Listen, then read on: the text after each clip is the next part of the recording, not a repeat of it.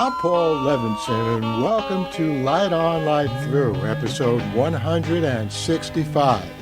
Why I think Twitter's banning of Trump was a very good idea, even though it violates the spirit of the First Amendment. Well, last week I wrote an essay in The Conversation about that very question.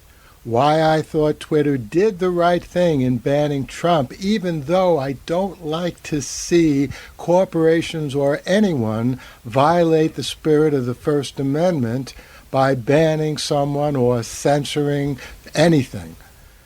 And a few days after that essay was published, I was invited to do an interview, which I did this morning, on WORT-FM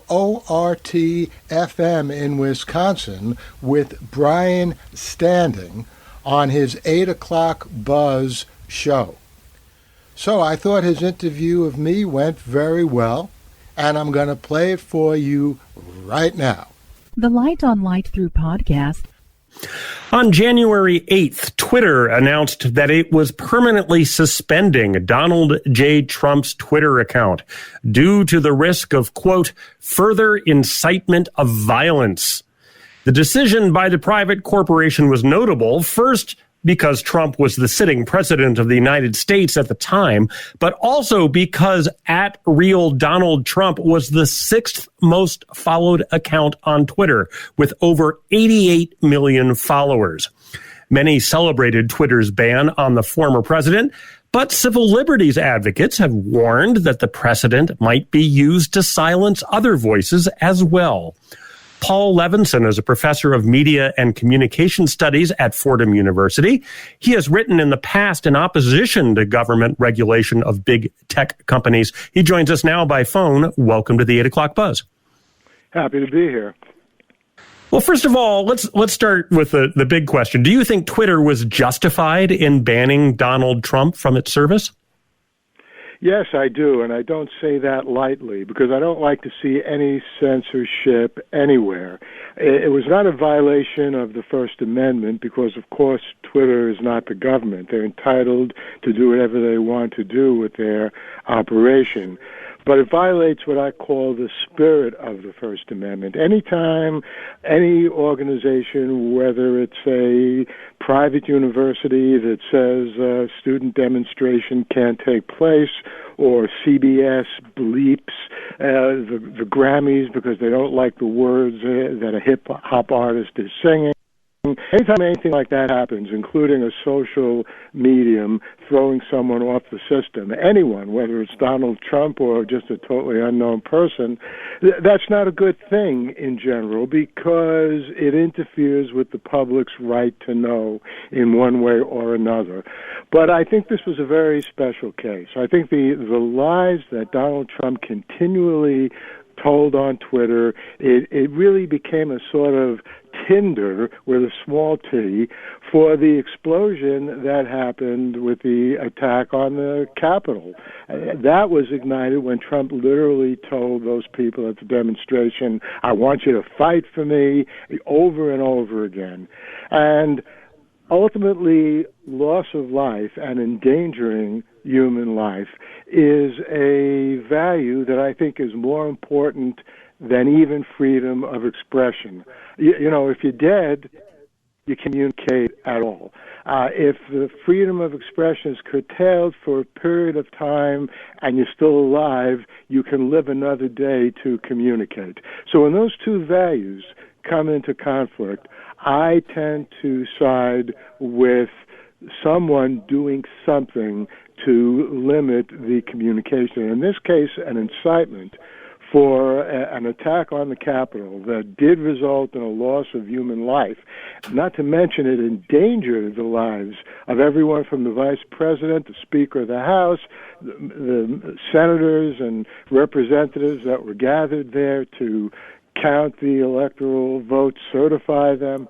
Well, I mean, that was just such an outrageous and dangerous development that I think Twitter was right to basically make sure that at least its system couldn't be used by the president again to do God knows what damage.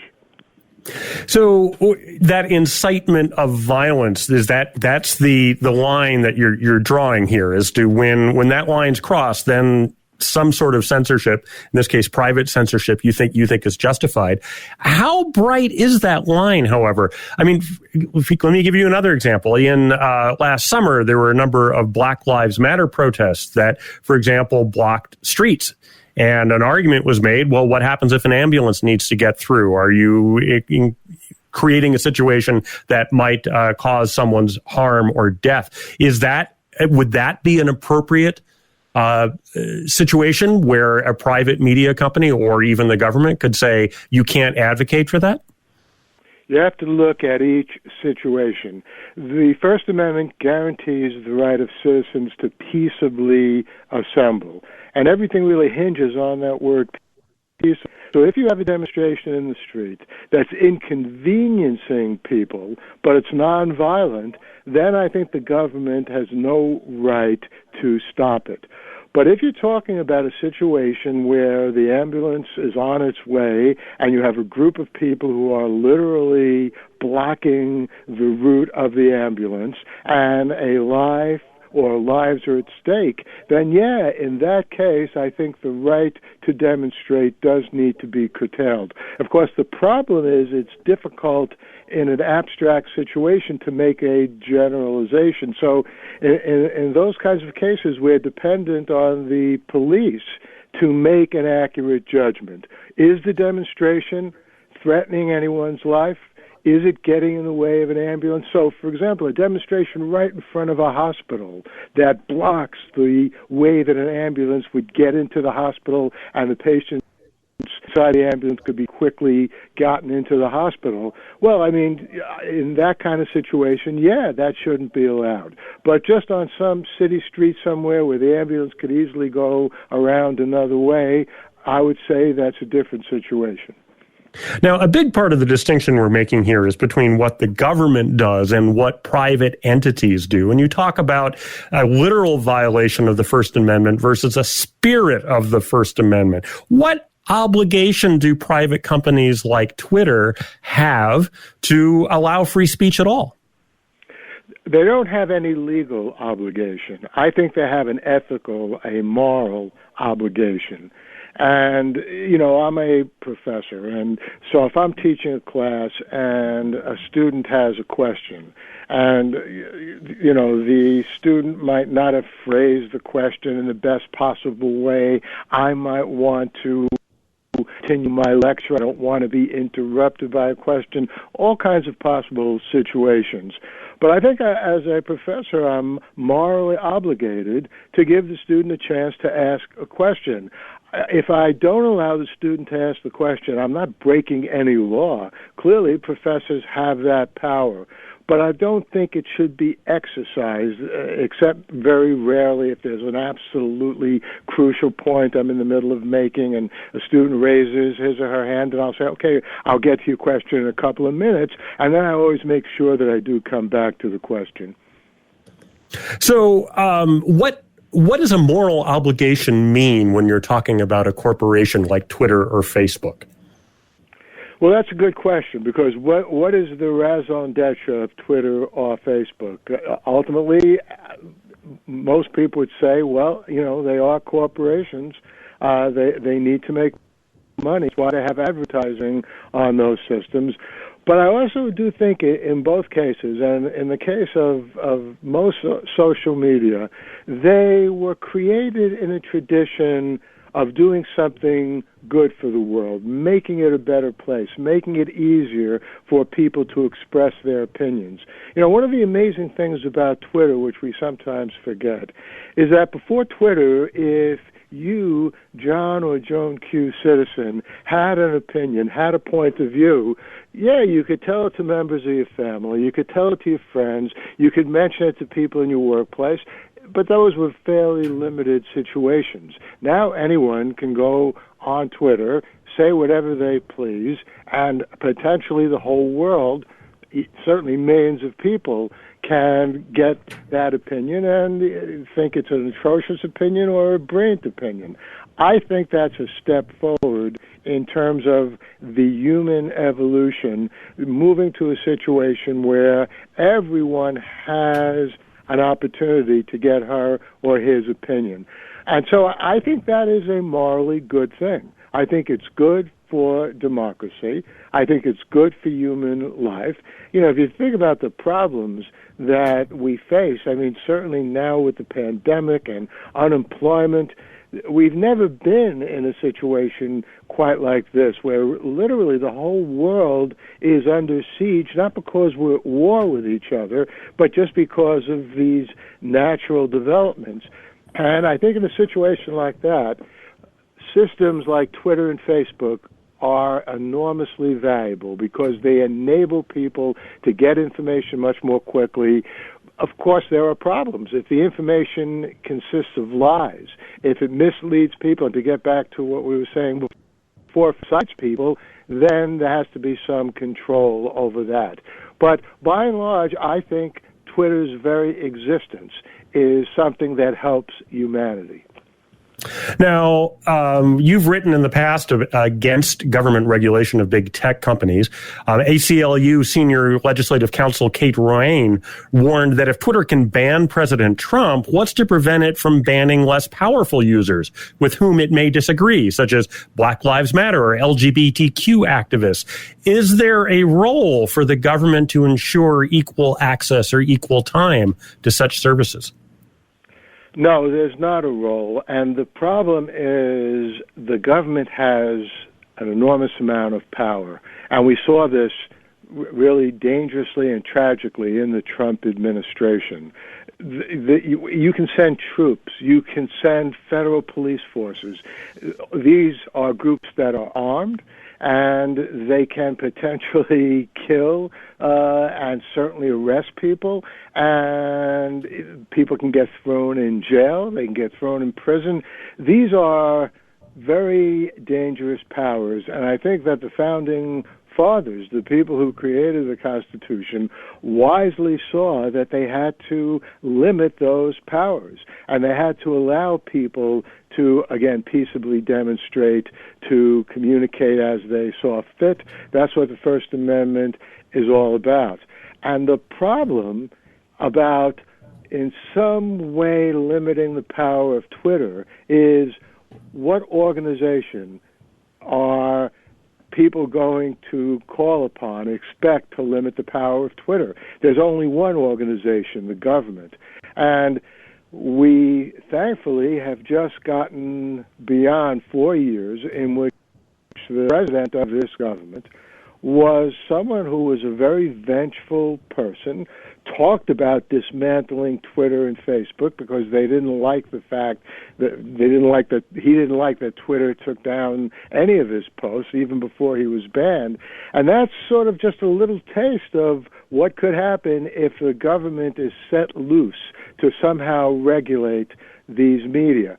Meanwhile, the public has an option if they don't like what Twitter or Facebook or any social medium is doing, and that's use another medium. You know, it's trivially easy to say, you know what, I'm not going to log on to Twitter at all. As a matter of fact, that's what a lot of Donald Trump supporters have done, and they've gone to other media. And you know, one of the other sites, Parler, a much smaller site, is filled with Trump supporters. Amazon, as most people know, decided to deplatform them. I agree with Amazon doing that for the same reason why I agree with Twitter throwing Trump off its system. But that doesn't mean that Parler is dead. It can easily get another system as a host. Amazon, though a massive and powerful organization, obviously, is not the only game in town. And so the difference between government and corporate power is that consumers have control over corporate power. They can walk away. They can go to another source of power. The problem with government is if the police are trying to shut something down, if the police are trying to enforce some kind of law, you can't walk away from that. And that's why that power, I think, needs to be limited. Well, let's dig into that a little bit. I mean, in some cases, such as, there are some corporate entities such as Amazon or Google whose power in the internet is so strong that any other alternative is going to relegate that message to second-class status. We also have the issue of net neutrality, where you have the service providers and whether or not they're going to allow access or equal access to various different websites. For example, isn't there a role that the government should play to ensure not so much censoring it themselves, but making sure that such operations operate in the public interest and serve everybody fairly and equally? I would say the smaller the role is, the safer it is, the safer we are from government control doing something apropos of some of the things that Trump tried to do. But I wouldn't go so far as to say the government should play no role at all. So obviously there is already government limitation. You can't go out and advertise that a drug is going to make you feel better for whatever it is that the drug is advertised as doing, if when you take the drug you suddenly get a heart attack and you're dead, right? I mean, that's a kind of false advertising that endangers human life. The FTC, the Federal Trade Commission, would not allow that to happen. They would shut that down, and I would agree with that, even though it would be a kind of government censorship. And as far as, social media and other things are concerned, many people know about the fact that what Facebook, other systems did it too, but Facebook more than most other systems, what they would do is they would collect data on the interests of people who were on the system. What did they like? What did they share? And on Twitter, what did people like? What did they retweet? And in fact, profiles of interests, including political interests, of their users. And then Facebook would sell them to advertisers. And that's an invasion of the privacy of the user, which was not completely clear to users. And I thought it was appropriate that the government stepped in and said to Facebook, you need to stop doing that. You can't just mine data without letting the user know that the data is being mined. So there are cases where I think the government should come in. But again, very few, very limited. And as far as net neutrality is concerned, I have to tell you, I always thought that was a red herring. And, a few years ago when Trump came into office and the Obama administration was moving towards net neutrality, but the FCC decided no, they weren't really going to pursue net neutrality, which, basically has the government enforcing that all the giants, Amazon and Google and so forth, give everyone equal access. So there were a lot of people saying, oh, my God, this is going to be the end of, freedom in the United States. I'm not going to be able to log on to the system I want. And I said then, and it was just a few years ago, you know what? Nothing is going to happen even remotely like that. You'll be able to continue logging on to whatever system you like for as long as you like. You're not going to suddenly be charged a huge amount of money because you're just one person rather than a huge corporation. And I'm glad to say, as bad as the Trump administration was, that was not one of the problems. Nobody lost Internet access in the past 4 years. And that's because, again, that's not something that any of these big systems wants. They don't want to make it more difficult for people to get onto their system. If they're guilty of anything, it's making their systems ever easier for people to log on to. So I thought net neutrality, it was well motivated, but it was an unnecessary cause to champion. So getting back to the sort of corporate censorship issue, there's been reports, for example, that Facebook has shut down website or pages run by left-wing organizations, not necessarily invoking the violation of threat of human harm, for example, or incitement of violence, but simply because they disagree with them. what is there any role for the government to play to tell Facebook, no, you can't do that? Or are left-wing organizations that Facebook doesn't like simply reduced to using a different platform? Again, it's dangerous to call the government to do something like that, because if you think of Donald Trump's government, it's a really small leap from telling Facebook, don't ban that, to Trump saying, I want you, Facebook, to not ban anyone who is pro-Trump and to ban everyone, throw everybody off the system who is anti-Trump. It's not too hard to envision something like that happening, because I think it almost did. I think Facebook, again, to get back to the moral issue, would be seriously violating the spirit of the First Amendment if they banned an organization simply because Facebook didn't agree with the politics of the organization. Now, if they ban a QAnon group, that's not because they don't agree, Facebook doesn't agree with the politics. It's because QAnon has lunatics there that believe that JFK Jr. is still alive, that somehow Trump is going to continue as president, et cetera, et cetera.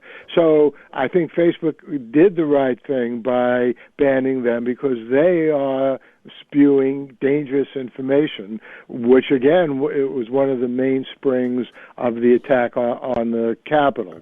But all in all, I think that the best remedy for Facebook doing something like that is for people to leave Facebook.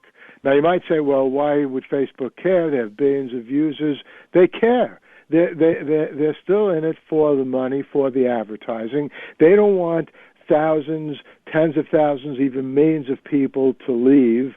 And look, new systems start up all the time. Once upon a time, a long time ago, a lot of people don't remember this, but MySpace was the main social medium. And Facebook came along, and within 3 or 4 years, ate up MySpace's lunch. And then MySpace basically shriveled up, and now I think it's a small little system, doesn't have much impact or influence. Paul Levinson, Professor of Media and Communication Studies at Fordham University, thank you so much for joining us on the 8 o'clock Buzz. You're welcome. Bye-bye. The Light on Light Through podcast. Well, I hope you enjoyed that interview. If you'd like to read the essay on which that interview is based, just do a Google search on The Conversation and my name, Paul Levinson, and it should come right up.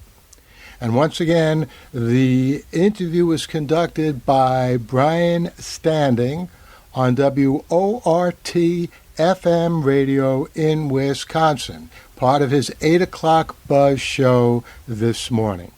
And I'll be back here soon with another episode of Light On, Light Through. Could be political, could be a review of a brand new science fiction series, who knows. In the meantime, stay safe, stay well, and enjoy.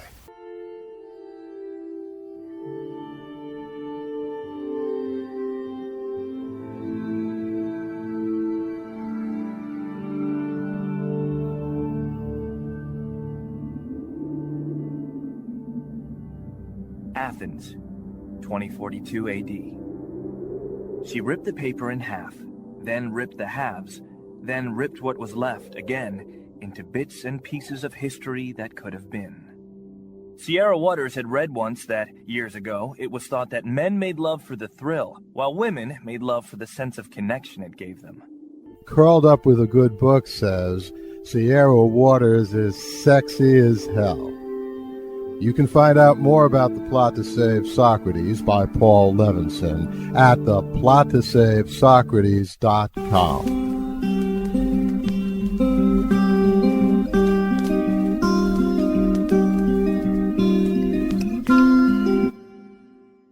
Paul Levinson spilled code about an ancient biotech war raging on in secret for centuries.